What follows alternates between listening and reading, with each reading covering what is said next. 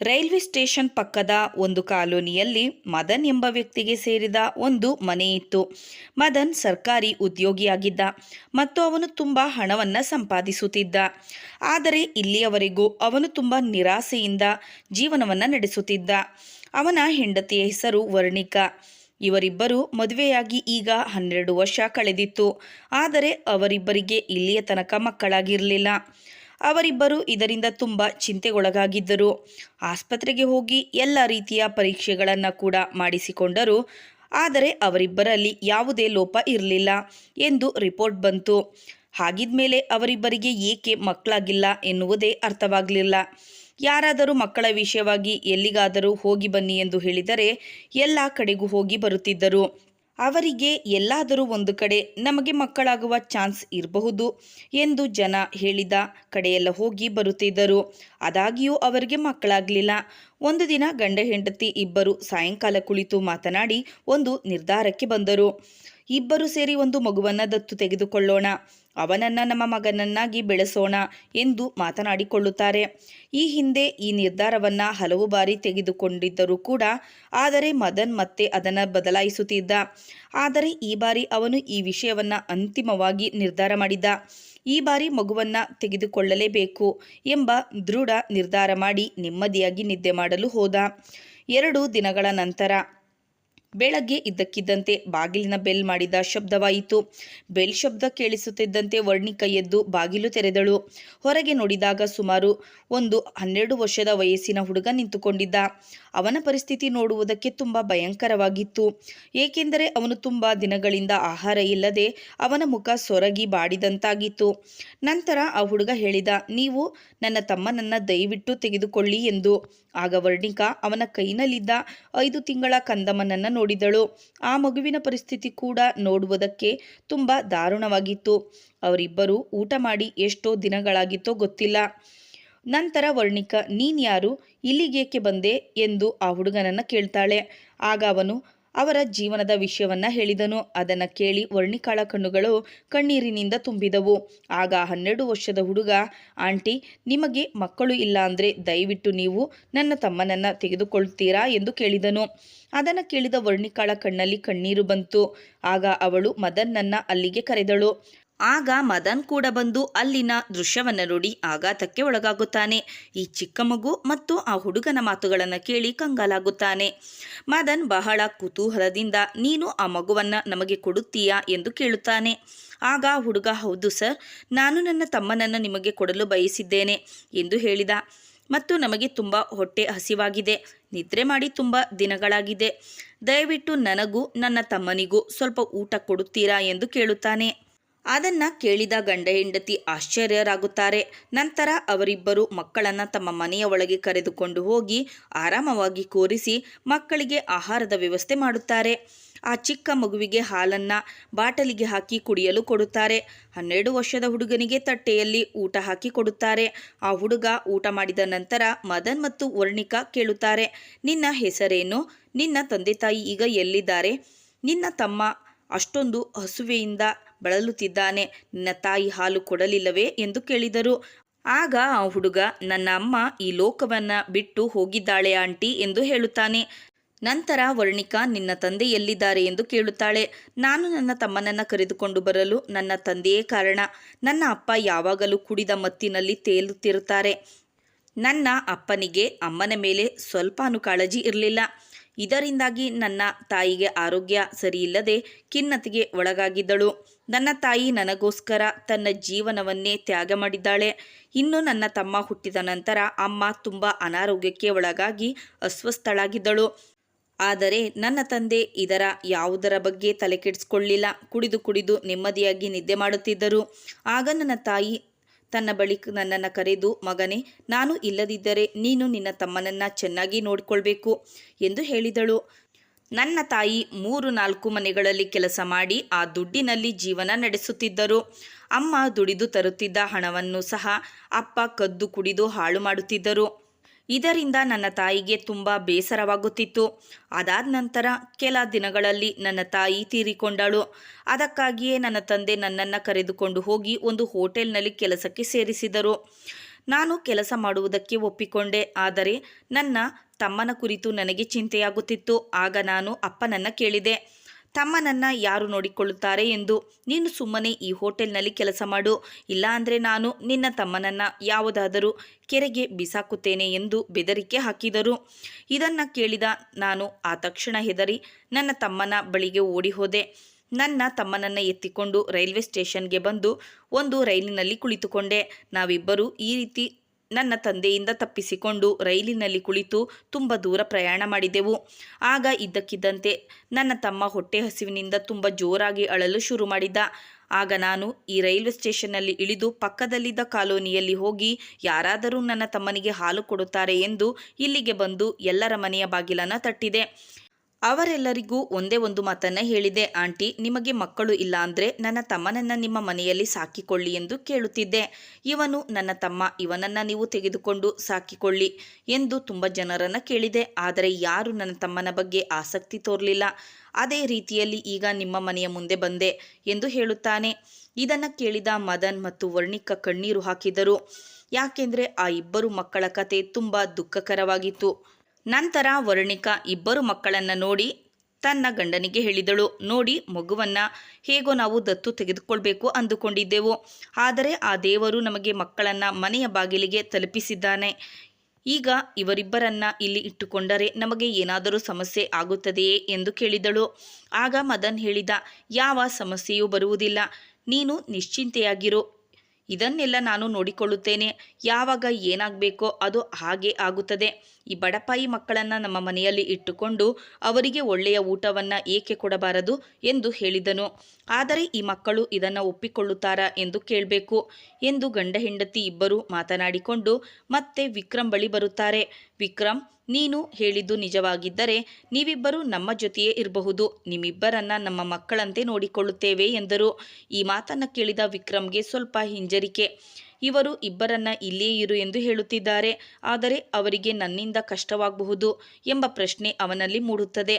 ನಾನು ಇಲ್ಲಿ ಇದ್ದರೆ ಅವರಿಗೆ ಪ್ರಯೋಜನವೇನು ಅಂದುಕೊಂಡ. ಆಂಟಿ, ನೀವು ನನ್ನ ತಮ್ಮನನ್ನು ಚೆನ್ನಾಗಿ ನೋಡಿಕೊಳ್ಳಿ, ನಾನು ಸ್ವಲ್ಪ ಸಮಯದವರೆಗೆ ನನ್ನ ತಂದೆಯ ಬಳಿ ಹೋಗಿ ಹೋಟೆಲ್ನಲ್ಲಿ ಕೆಲಸ ಮಾಡಿ ಕಾಲ ಕಳೆಯುತ್ತೇನೆ ಎಂದು ಹೇಳಿದನು. ಆಗ ಮದನ್ ಮತ್ತು ವರ್ಣಿಕಾ, ಮಗು, ಅದು ಹಾಗಲ್ಲ, ನಿಜವಾಗಿಯೂ ನಮಗೆ ಮಕ್ಕಳಿಲ್ಲ, ಅದಕ್ಕೋಸ್ಕರ ನಾವಿಬ್ಬರು ಒಂದು ಮಗುವನ್ನು ದತ್ತು ಪಡೆಯಬೇಕು ಅಂತ ನಿರ್ಧಾರ ಮಾಡಿದ್ದೆವು. ನೀವಿಬ್ಬರು ಜೀವನ ಪೂರ್ತಿ ನಮ್ಮ ಮನೆಯಲ್ಲಿ ಇದ್ದು ಚೆನ್ನಾಗಿ ಓದಿ ಒಳ್ಳೆಯ ವ್ಯಕ್ತಿಯಾಗಲು ಇಷ್ಟವಿದ್ದರೆ ನಾವು ನಿಮ್ಮಿಬ್ಬರನ್ನ ನಮ್ಮ ಮನೆಯಲ್ಲಿ ಇಟ್ಟುಕೊಂಡು ಬೆಳೆಸುತ್ತೇವೆ, ನಿಮಗೆ ಯಾವುದೇ ಸಮಸ್ಯೆ ಬರುವುದಿಲ್ಲ ಎಂದು ಹೇಳಿದರು. ಸ್ವಲ್ಪ ಹೊತ್ತಿನ ನಂತರ ವಿಕ್ರಮ್ ಹೇಳಿದ, ನಾನು ಮತ್ತು ನನ್ನ ತಮ್ಮ ನಿಮ್ಮ ಜೊತೆ ಇರಲು ಬಯಸುತ್ತೇವೆ ಎಂದು. ಆ ಮಾತನ್ನು ಕೇಳಿ ಗಂಡ ಹೆಂಡತಿ ಇಬ್ಬರಿಗೂ ಸಂತೋಷವಾಯಿತು. ನಂತರ ಇಬ್ಬರು ಮಕ್ಕಳನ್ನು ದತ್ತು ತೆಗೆದುಕೊಳ್ಳುವ ವಿಷಯವನ್ನು ಫೈನಲ್ ಮಾಡಿಕೊಂಡರು. ಆ ಮಕ್ಕಳ ಆಗಮನದಿಂದ ಗಂಡ ಹೆಂಡತಿ ಇಬ್ಬರು ತುಂಬ ಸಂತೋಷಪಟ್ಟರು. ಈಗ ಇಬ್ಬರು ಮಕ್ಕಳನ್ನು ನೋಡಿಕೊಳ್ಳುತ್ತಾ ವರ್ಣಿಕಾ ತುಂಬ ಸಂತೋಷವಾಗಿದ್ದಳು. ಹೀಗೆ ದಿನಗಳು ಕಳೆಯುತ್ತಿದ್ದಂತೆ ವಿಕ್ರಮ್ ಎಲ್ಲವನ್ನ ಕಲಿಯಲು ಪ್ರಾರಂಭಿಸಿದನು. ನಿಜವಾಗಿಯೂ ವಿಕ್ರಮ್ನ ತಾಯಿ ಬದುಕಿರುವವರೆಗೂ ಅವನನ್ನು ಚೆನ್ನಾಗಿ ನೋಡಿಕೊಂಡಿದ್ದಳು. ಈಗ ಇವರು ಕೂಡ ವಿಕ್ರಮ್ನನ್ನು ಚೆನ್ನಾಗಿ ನೋಡಿಕೊಳ್ಳುತ್ತಿದ್ದರು. ಈಗ ಶಾಲೆಗೂ ಕೂಡ ಹೋಗುತ್ತಿದ್ದ. ಅವನು ಓದುವುದರಲ್ಲಿ ಚೆನ್ನಾಗಿ ಓದುತ್ತಿದ್ದ. ಅವನ ವಿದ್ಯಾಭ್ಯಾಸವನ್ನು ಪೂರ್ಣಗೊಳಿಸಿ ಒಂದು ಒಳ್ಳೆಯ ಕಂಪನಿಯಲ್ಲಿ ಕೆಲಸವನ್ನು ಗಿಟ್ಟಿಸಿಕೊಂಡ. ಅವನು ಕೆಲಸ ಮಾಡುತ್ತಿದ್ದ ಕಂಪನಿ ಬಹುರಾಷ್ಟ್ರೀಯ ನಿಗಮವಾಗಿದ್ದರಿಂದ ಅವನನ್ನು ಬೇರೆ ಕಡೆಗೆ ಪೋಸ್ಟ್ ಮಾಡುತ್ತಲೇ ಇದ್ದರು. ಇಲ್ಲಿಯವರೆಗೂ ಮದನ್ ಹಾಗೂ ವರ್ಣಿಕಾ ವಿಕ್ರಮ್ ಮತ್ತು ಆದಿತ್ಯನನ್ನು ಬೇರೆಯವರ ಮಕ್ಕಳು ಎಂದು ಒಂದು ದಿನವೂ ನೋಡಿರಲಿಲ್ಲ. ತಮ್ಮ ಸ್ವಂತ ಮಕ್ಕಳಂತೆ ಬೆಳೆಸಿದರು. ಇಲ್ಲಿಯ ತನಕ ಅವರಿಬ್ಬರನ್ನ ತಮ್ಮ ಜೊತೆಯಲ್ಲೇ ಇಟ್ಟುಕೊಂಡು ಅವರ ಹೆತ್ತ ತಂದೆ ತಾಯಿಗಿಂತ ಹೆಚ್ಚಾಗಿ ಇವರು ಪ್ರೀತಿಸುತ್ತಿದ್ದರು. ವಿಕ್ರಮ್ ಮತ್ತು ಆದಿತ್ಯ ಕೂಡ ತಮ್ಮ ಸ್ವಂತ ತಂದೆ ತಾಯಿಯಂತೆ ಭಾವಿಸಿ ಅವರ ಜೊತೆ ಬೆಳೆದಿದ್ದರು. ಇಬ್ಬರು ಸಹೋದರರು ಮದನ್ನನ್ನ ಅಪ್ಪಾಜಿ ಎಂದು ಕರೆಯುತ್ತಿದ್ದರು. ಅವನ ತಮ್ಮ ಆದಿತ್ಯ ಓದುತ್ತಿರುವಾಗಲೇ ವಿಕ್ರಮ್ ಕಂಪನಿಯಲ್ಲಿ ಕೆಲಸ ಮಾಡಲು ಶುರು ಮಾಡಿದ್ದನು. ಈಗ ವರ್ಣಿಕಾ ಮತ್ತು ಮದನ್ ಮನೆಯಲ್ಲಿ ವಿಕ್ರಮ್ ಶಿಕ್ಷಣ ಮುಗಿದಿದೆ. ಅವನಿಗೆ ಈಗ ಒಳ್ಳೆಯ ಕೆಲಸವೂ ಇದೆ, ಚೆನ್ನಾಗಿ ಹಣ ಸಂಪಾದನೆ ಮಾಡುತ್ತಿದ್ದಾನೆ. ಈಗ ಅವನಿಗೆ ಮದುವೆ ಮಾಡಬೇಕೆಂದು ಯೋಚಿಸಿದರು. ನಂತರ ವರ್ಣಿಕಾ ಮತ್ತು ಮದನ್ ಒಂದು ಹುಡುಗಿಯನ್ನು ನೋಡಿ ಅವರಿಬ್ಬರು ಇಷ್ಟಪಟ್ಟ ನಂತರ ಮದುವೆಯನ್ನು ಕೂಡ ಮಾಡಿದರು. ಮದುವೆಯಾದ ನಂತರ ವಿಕ್ರಮ್ನ ಹೆಂಡತಿ ಮನೆಗೆ ಬಂದು ಎಲ್ಲರ ಜೊತೆ ಚೆನ್ನಾಗಿ ಹೊಂದಿಕೊಂಡಳು. ಅವರ ಕುಟುಂಬ ತುಂಬ ಸಂತೋಷದಿಂದ ಹೀಗೆ ಜೀವನ ಸಾಗಿಸುತ್ತಿತ್ತು. ಈಗ ವಿಕ್ರಮ್ ತುಂಬ ಹಣವನ್ನು ಸಂಪಾದಿಸುತ್ತಿದ್ದ. ಆದರೆ ಆದಿತ್ಯ ಇನ್ನು ಕಾಲೇಜಿನಲ್ಲಿ ಓದುತ್ತಿದ್ದಾಗ ಆದಿತ್ಯ ಒಂದು ಹುಡುಗಿಯನ್ನು ಪ್ರೀತಿಸಿ ಮದುವೆಯಾಗಲು ಬಯಸುತ್ತಾನೆ.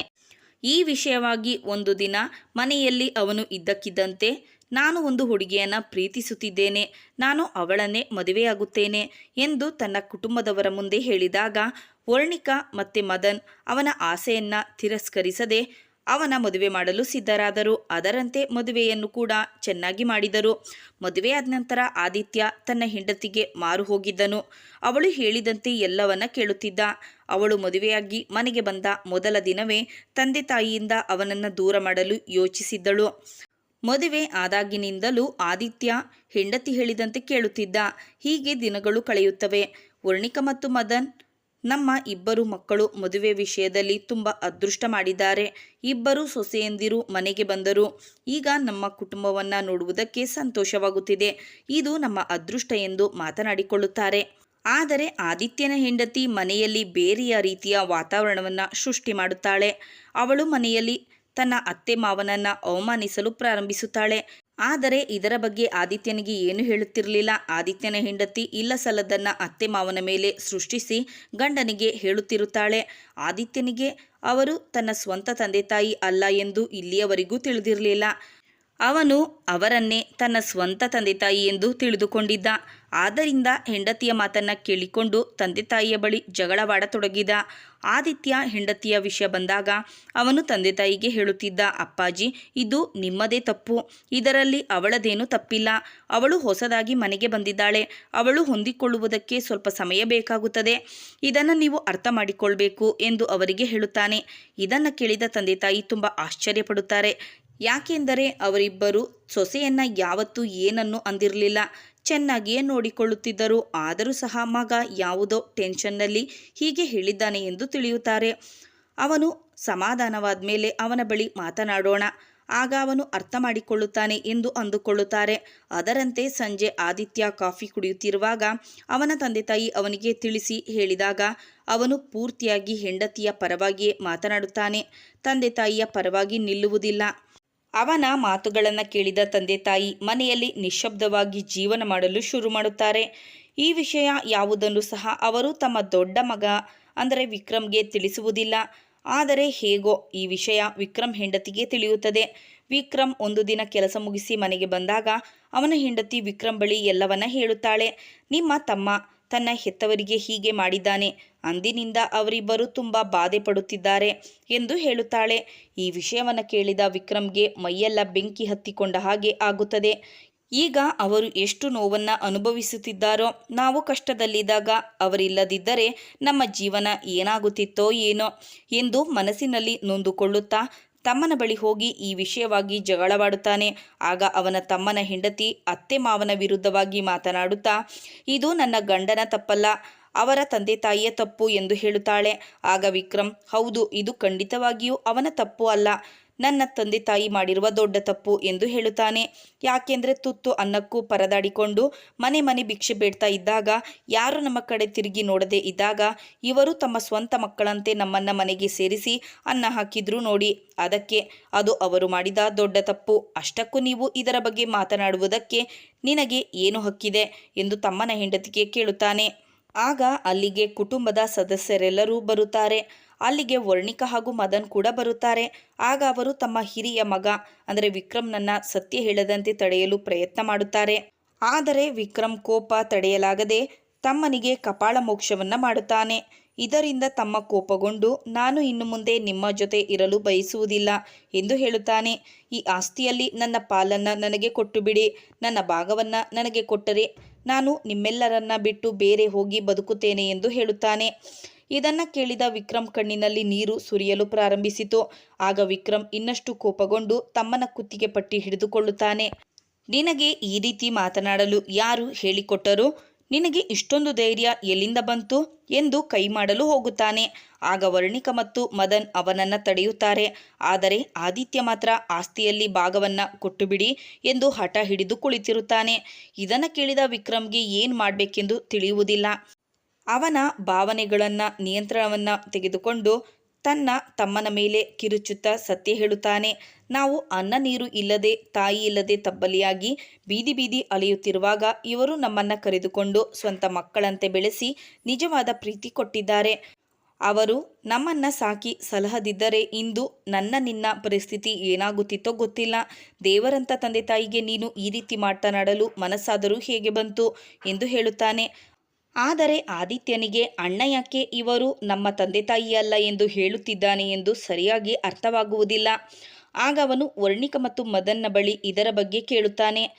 ಆಗ ಅವರು, ನೀವಿಬ್ಬರು ನಮ್ಮ ಮನೆಗೆ ಬಂದಾಗಿನಿಂದ ನಾವು ಸಂತೋಷವಾಗಿ ಇದ್ದೆವು ಎಂದು ನಡೆದ ವಿಷಯವನ್ನೆಲ್ಲ ಬೇಸರದಿಂದಲೇ ಹೇಳುತ್ತಾರೆ. ವಿಕ್ರಮ್ಗೆ ತನ್ನ ತಂದೆ ತಾಯಿ ಎಂದರೆ ಬೇರೆ ರೀತಿಯ ಭಕ್ತಿಯನ್ನೇ ತೋರಿಸುತ್ತಿದ್ದ. ಹಾಗಾಗಿ ಅವರಿಬ್ಬರಿಗೂ ಇವರು ನಮ್ಮ ತಂದೆ ತಾಯಿಯಲ್ಲ ಎನ್ನುವ ಭಾವನೆ ಎಂದಿಗೂ ಬಂದಿರಲಿಲ್ಲ. ನಾನು ನಿನ್ನನ್ನು ಎತ್ತಿಕೊಂಡು ಇವರ ಮನೆಗೆ ಬಂದಾಗ ನನಗೆ 12 ವರ್ಷ, ನಿನಗೆ ಕೇವಲ 5 ತಿಂಗಳು ಎಂದು ವಿಕ್ರಮ್ ಹೇಳಿದ. ಇದನ್ನೆಲ್ಲ ಕೇಳಿಸಿಕೊಂಡ ಆದಿತ್ಯ, ಅಣ್ಣ ನೀನು ಯಾಕೆ ಇಷ್ಟು ಸುಳ್ಳು ಹೇಳುತ್ತಿದ್ದೀಯಾ ಎಂದು ಕೇಳುತ್ತಾನೆ. ಆಗ ವಿಕ್ರಮ್, ಇದು ಸತ್ಯ, ನಾವಿಬ್ಬರು ಹೈದರಾಬಾದಿನ ಒಂದು ಸಣ್ಣ ಹಳ್ಳಿಯ ನಿವಾಸಿಗಳು ಎಂದು ಹೇಳಿದನು. ಆದಿತ್ಯ ನಂಬುವುದಿಲ್ಲ. ಆಗ ಆದಿತ್ಯ ಹೇಳುತ್ತಾನೆ, ಇದು ನಿಜವೇ ಆಗಿದ್ದರೆ ನನ್ನ ತಂದೆ ಎಲ್ಲಾದರೂ ಬದುಕೇ ಇರುತ್ತಾರೆ. ನನಗೆ ಅವರು ಬದುಕಿರುವ ಯಾವುದಾದರೂ ಒಂದು ಸುಳಿವು ಸಿಕ್ಕೇ ಸಿಗುತ್ತದೆ. ಆ ಸುಳಿವು ಸಿಗುವವರೆಗೂ ನಾನು ಇದನ್ನೆಲ್ಲ ನಂಬುವುದಿಲ್ಲ ಎಂದು ಹೇಳುತ್ತಾನೆ. ಈ ವಿಷಯ ಇಬ್ಬರು ಸೊಸೆಯಂದಿರಿಗೆ ತಿಳಿದಿರಲಿಲ್ಲ. ಇದನ್ನು ಕೇಳಿ ಅವರು ತುಂಬ ಆಶ್ಚರ್ಯಪಡುತ್ತಾರೆ. ಆದರೆ ಆ ದಿನ ರಹಸ್ಯ ಎಲ್ಲರ ಮುಂದೆ ಬಹಿರಂಗವಾಗಿತ್ತು. ಇದಾದ ಮೇಲೆ ಆದಿತ್ಯ ಈ ರಹಸ್ಯವನ್ನು ತಿಳಿದುಕೊಳ್ಳಲು ಅಲ್ಲಿಗೆ ಹೋಗಲು ಬಯಸುತ್ತಾನೆ. ವರ್ಣಿಕ ಹಾಗೂ ಮದನ್, ನಮ್ಮಿಬ್ಬರಿಗೆ ನಿಜವಾಗಿಯೂ ಮಕ್ಕಳಿರಲಿಲ್ಲ, ನಿಮ್ಮಿಬ್ಬರನ್ನ ನಮ್ಮ ಮಕ್ಕಳೆಂದೇ ಬೆಳೆಸಿದೆವು ಎಂದು ಎಷ್ಟು ಹೇಳಿದರೂ ಆದಿತ್ಯ ನಂಬುವುದಿಲ್ಲ. ಅವನ ಮನಸ್ಸಿನಲ್ಲಿ ಇವರೇ ನನ್ನ ಹೆತ್ತ ತಂದೆ ತಾಯಿ ಎಂದು ಅಚ್ಚೊತ್ತಿದಂತಿತ್ತು. ಈಗ ಮನೆಯಲ್ಲಿ ಜಗಳ ಸ್ವಲ್ಪ ಮಟ್ಟಿಗೆ ಶಾಂತವಾಗುತ್ತದೆ. ಆದಿತ್ಯ ತನ್ನ ಅಣ್ಣನಲ್ಲಿ ಅವನು ಹುಟ್ಟಿದ ಊರಿನ ವಿಳಾಸವನ್ನು ಕೇಳಿ ಮುಂದೆ ಏನಾಗಬಹುದು ಎನ್ನುವುದನ್ನು ಅರಿಯದೆ ಅಲ್ಲಿಗೆ ಹೋಗುತ್ತಾನೆ. ಅವನು ಅಲ್ಲಿ ಹೋಗಿ ತಲುಪಿದ ನಂತರ ಅಲ್ಲಿರುವಂತಹ ಅಕ್ಕಪಕ್ಕದವರನ್ನ ಅವನ ತಂದೆ ತಾಯಿಯ ಬಗ್ಗೆ ವಿಚಾರಿಸಿದಾಗ ಅವರು ನಡೆದ ಎಲ್ಲ ವಿಷಯವನ್ನು ಹೇಳಿದರು. ನಿನ್ನ ತಾಯಿ ತೀರಿಕೊಂಡ ನಂತರದ ದಿನಗಳಲ್ಲಿ ನಿನ್ನ ತಂದೆ ಸಾರಾಯಿ ಕುಡಿದು ಕುಡಿದು ಬೀದಿ ಬೀದಿಯಲ್ಲಿ ಅಲೆಯುತ್ತಿದ್ದ. ಆದರೆ ಅವನು ಒಂದು ದಿನ ಇದ್ದಕ್ಕಿದ್ದಂತೆ ಕಣ್ಮರೆಯಾಗಿ ಹೋಗಿಬಿಟ್ಟ ಎಂದು ಹೇಳುತ್ತಾರೆ. ಈ ಎಲ್ಲ ಕಥೆಯನ್ನು ಕೇಳಿದ ನಂತರ ಅವನು ಸಂಪೂರ್ಣವಾಗಿ ಬದಲಾಗುತ್ತಾನೆ. ತನ್ನ ಅಣ್ಣನ ಮೇಲೆ ನಂಬಿಕೆ ಇಟ್ಟು ಅಲ್ಲಿಂದ ವಾಪಸ್ ಹಿಂತಿರುಗಿ ಬರುತ್ತಾನೆ ಮತ್ತು ಅವರ ತಂದೆ ತಾಯಿ ಅಂದರೆ ವರ್ಣಿಕ ಹಾಗೂ ಮದನ್ ಕಾಲಿಗೆ ಬಿದ್ದು ಕ್ಷಮೆಯನ್ನು ಕೇಳುತ್ತಾನೆ. ಆ ದಿನ ಅಣ್ಣ ಹೇಳಿದ್ದನ್ನು ನಾನು ನಂಬಲಿಲ್ಲ. ಅವನು ಹೇಳಿದ್ದೆಲ್ಲವೂ ಸತ್ಯವಾಗಿತ್ತು. ನನ್ನನ್ನು ದಯವಿಟ್ಟು ಕ್ಷಮಿಸಿಬಿಡಿ ಎಂದು ತಂದೆ ತಾಯಿಯ ಕಾಲಿಗೆ ಬಿದ್ದು, ನೀವಿಬ್ಬರು ನನಗೆ ದೇವರಿಗಿಂತ ಮುಖ್ಯ ಎಂದು ಹೇಳುತ್ತಾನೆ. ಮತ್ತು ಆದಿತ್ಯ ತನ್ನ ಹೆಂಡತಿಗೆ ಸ್ಪಷ್ಟವಾಗಿ ಹೇಳುತ್ತಾನೆ, ಇನ್ನು ಮುಂದೆ ಎಂದಾದರೂ ನನ್ನ ತಂದೆ ತಾಯಿಯರಿಗೆ ನೀನು ನೋವುಂಟು ಮಾಡುವಂತೆ ಮಾತನಾಡಿದರೆ ಅಥವಾ ನನ್ನಿಂದ ಅವರನ್ನು ದೂರ ಮಾಡುವ ಹಾಗೆ ಮಾಡಿದರೆ ನಿನಗೆ ಈ ಮನೆಯಲ್ಲಿ ಜಾಗ ಇರೋದಿಲ್ಲ ಎಂದು ಎಚ್ಚರಿಕೆಯನ್ನು ಕೊಡುತ್ತಾನೆ. ವಿಕ್ರಮ್ಗೆ ಅವನ ತಮ್ಮನ ಬದಲಾವಣೆಯನ್ನು ನೋಡಿ ಸಂತೋಷವಾಗುತ್ತದೆ. ಅಂದಿನಿಂದ ಆ ಮನೆಯಲ್ಲಿ ಎಲ್ಲರೂ ಸಂತೋಷವಾಗಿ ನೆಮ್ಮದಿಯಿಂದ ಬದುಕುತ್ತಾರೆ. ಸ್ನೇಹಿತರೆ, ಎಷ್ಟು ಮಕ್ಕಳಿಗೆ ಇಂತಹ ತಂದೆ ತಾಯಿಯ ಅದೃಷ್ಟ ಸಿಗುತ್ತದೆ ಹೇಳಿ? ನಿಜವಾಗಿಯೂ ಮದನ್ ಹಾಗೂ ವರ್ಣಿಕಾ ಹೃದಯ ಶ್ರೀಮಂತಿಕೆ ಉಳ್ಳವರಾಗಿದ್ದರು ಮತ್ತು ಅಂತಹ ತಂದೆ ತಾಯಿಯನ್ನು ಪಡೆದ ವಿಕ್ರಮ್ ಮತ್ತು ಆದಿತ್ಯ ಪುಣ್ಯವಂತರಾಗಿದ್ದರು. ಸ್ನೇಹಿತರೆ, ಇದು ಇವತ್ತಿನ ಕಥೆಯಾಗಿತ್ತು. ಈ ಕತೆ ನಿಮಗೆ ಇಷ್ಟವಾದರೆ ಕತೆಗೊಂದು ಲೈಕ್ ಕೊಡಿ ಹಾಗೂ ಚಾನಲನ್ನು ಸಬ್ಸ್ಕ್ರೈಬ್ ಮಾಡಿಕೊಳ್ಳಿ. ಕಥೆಯನ್ನು ಕೇಳಿದ ತಮಗೆಲ್ಲರಿಗೂ ಧನ್ಯವಾದಗಳು. Thanks for watching.